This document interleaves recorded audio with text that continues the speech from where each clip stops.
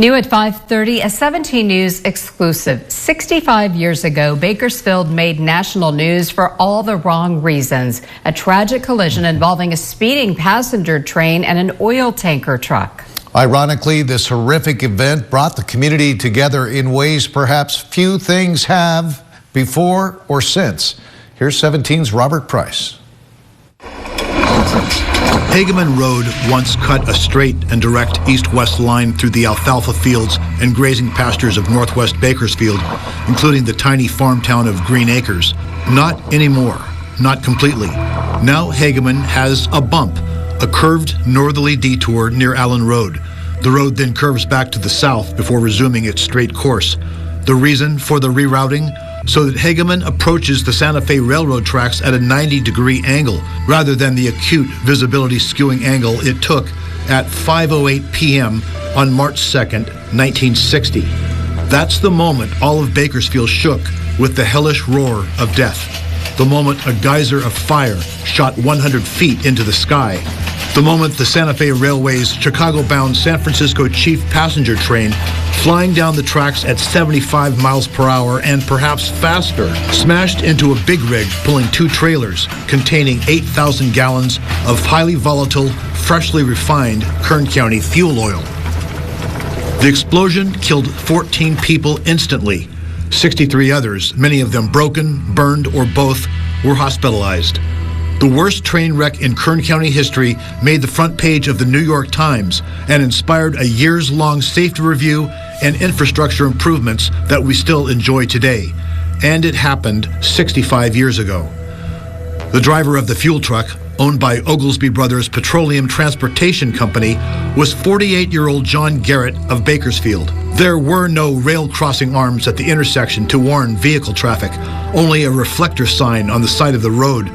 A coroner's inquest found that the train, a diesel-electric, sounded its horn several times, but Garrett proceeded across the tracks anyway at 5 or 6 miles per hour. The big rig driver may have realized in his final moments what was happening, because witnesses told investigators he turned his vehicle so it was almost parallel to the tracks as the thundering Chief bore down. Behind schedule, according to a Santa Fe official, and so possibly exceeding the prescribed speed. The 11-car passenger train might have been going as fast as 90. We'll never know what Garrett was thinking because he was immediately incinerated. The explosion of metal against metal sent flaming oil raining down. 11 of the 83 passengers were killed, along with 2 Santa Fe employees, engineer Lanson Snyder and fireman A.H. Brawley, both of Fresno.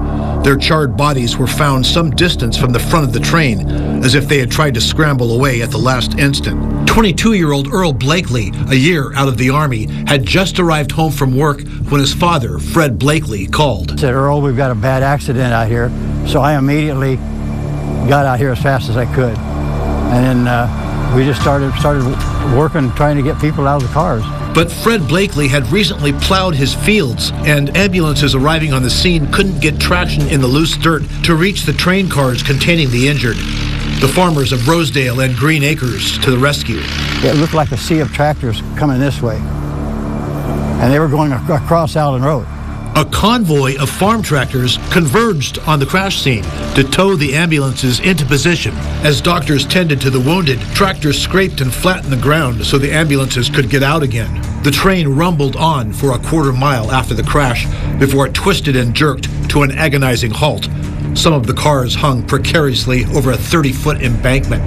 The screams of the trapped, injured, and dying pierced the steady roar of the flames. 24-year-old Bob Hodell was driving a company car home from Cal Kern Farm Supply when, about a mile directly ahead, he saw the eruption of flames and the plume of black smoke. Hodell, now 89, drove straight to the crash scene, arriving before any first responders. I was one of the first ones there. You were almost. Yeah, I was about a mile, maybe 2 miles away when I saw the plume of smoke come up, and I drove up on it, and I came up on the carnage. I couldn't believe that. Like pickup sticks, the cars were all kinds of ways, and it was a mess. People were coming out of the windows. When I drove behind the train wreck and got out of my car, there were screams, and there were a lot of chaos. Yeah. And then I happened to see him under the, and he needed the most help, I thought, and so I centered on him. His name was Archie, a young man about Hodel's age, and he was buried in twisted metal from the waist down. I don't know how he lived. Hodel drove quickly home, grabbed his father's acetylene welding torch, and hustled back. And for the next several hours, assisted by 4 or 5 others, Hodel painstakingly cut away the steel.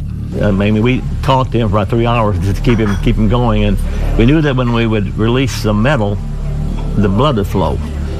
And so we, by then, we had a doctor there, and I remember we lifted the metal up. I was pressing his thigh down, and it wasn't pleasant. Yeah. We got him out of there. 19-year-old Stephen Preston came upon the same nightmarish scene, pulling alongside the tracks in his 1959 Chevy Impala. Preston, now 84 and living in Contra Costa County, had just gotten off work at Brock's department store downtown and was driving home. He lived with his parents in a house directly behind their family-run roadside hamburger joint, Glenn's Drive-In, which occupied the spot on Rosedale Highway where Country Boy Drive-In now stands. He saw some haunting things that evening. The first car, a passenger car, was on its side with the floor towards the north side. And the floor was partially broken open, and you could see it was pretty sure it was a man because it looked like suit pants, and it turned out to be, through this crack. And so there was about 3 of us that somebody got an axe and they could break some of that metal away, and we pulled him out, but he was deceased. The eastbound chief, which left the East Bay city of Richmond near Oakland just before noon the morning of the crash, was in pieces. The Santa Fe train's 4 diesel engines, 2 baggage cars, and the first 3 passenger cars had hurtled off the tracks and lay scattered across a pasture, tangled in a grotesque geometric design. The inferno was so hot, the truck's motor had been fused into the jumbled molten mass of the train engine. Floodlights turned the gathering dark into a false day as dozens, then hundreds, gathered at the site of the destruction. Fred and Flossie Blakely's 1,000-square-foot house was only about 100 yards from the crash scene. With the Blakely's permission, rescue workers, Santa Fe officials, law enforcement, media, and aid workers moved in. As the evening wore on, Salvation Army ladies came in, and my mom turned her inside of her house over to them, and they did a wonderful job. They made sandwiches till there were no more sandwiches to be made. Cranes explored the tangled mess looking for survivors, almost tenderly, in the words of a reporter for United Press International. One man, badly injured, finally was freed after 8 hours. It could have been worse. Only one of the truck's 2 trailers exploded. There were a lot of people walking around zombie-like. They were in shock, I'm sure. Some of them were just staring at this thing, wondering, well, what happened, I think. It took a dozen fire companies 2 hours to finally quench the raging flames, and many more hours for first responders to extract all of the passengers, living and dead. One man who rushed to the scene said he ran about 300 yards to the nearest passenger car. Children inside were crying. Passengers broke windows and passed the children through into the arms of those waiting outside to take them. Radio stations put out a call for blood donations for the injured, and the city responded with more than 250 pints. The crash took the life of one of the San Joaquin Valley's most distinguished medical scientists, Dr. Marshall J. Feiss, Director of Health Services at Fresno State College. He was prominent among those combating valley fever. The morning after the crash, Fred Blakely found a huge section of severed rail on his property. From where that piece of steel came off the rails, it threw it 250 feet through the air. Santa Fe welders cut up the shattered rail into sections and hammered it into anvils, which they gave away to farmers from around the area who came to help out. The railroad people left the Blakeleys with another souvenir, a melted rail car. They left the car intact like it was, and they came out here back in those days with big excavators type, not as modern as what we have now, and they just kept digging until they got it deep enough and wide enough and long enough.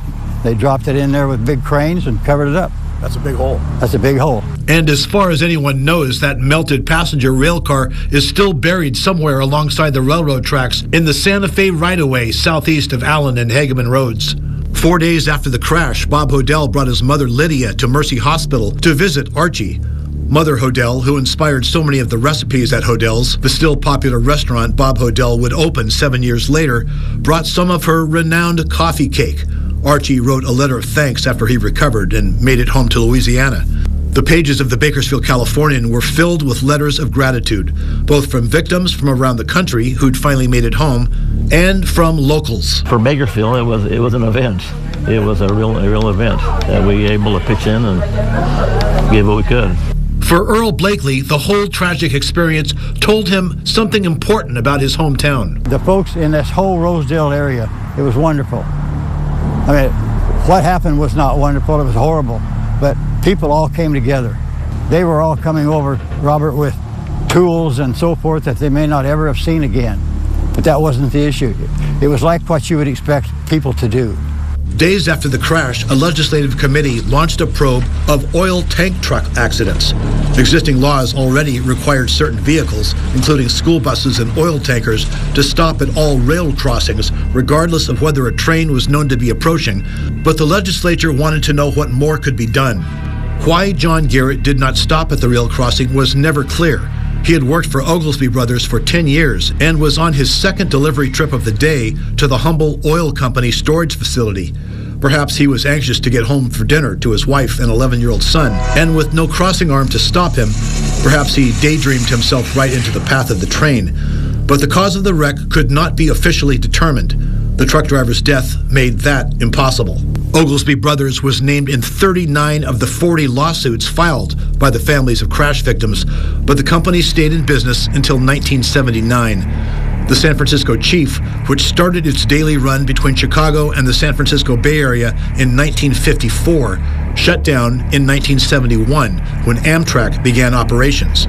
Today, a concrete train trestle crosses over Allen Road at Santa Fe Way near Hageman, where the wreck took place, so the possibility of some kind of repeat incident is virtually non-existent. But the general problem persists. Even though the grade crossing collision rate has dropped every year since 1978, many hundreds are killed every year. In 2024, the U.S. saw 2,045 highway rail grade crossing collisions, resulting in 252 fatalities and 653 injuries. And the rail industry continues to make a compelling case for highway safety, imploring that we respect the speed, weight, and power of trains. They always win these collisions, except as in cases like the 1960 disaster, everyone loses.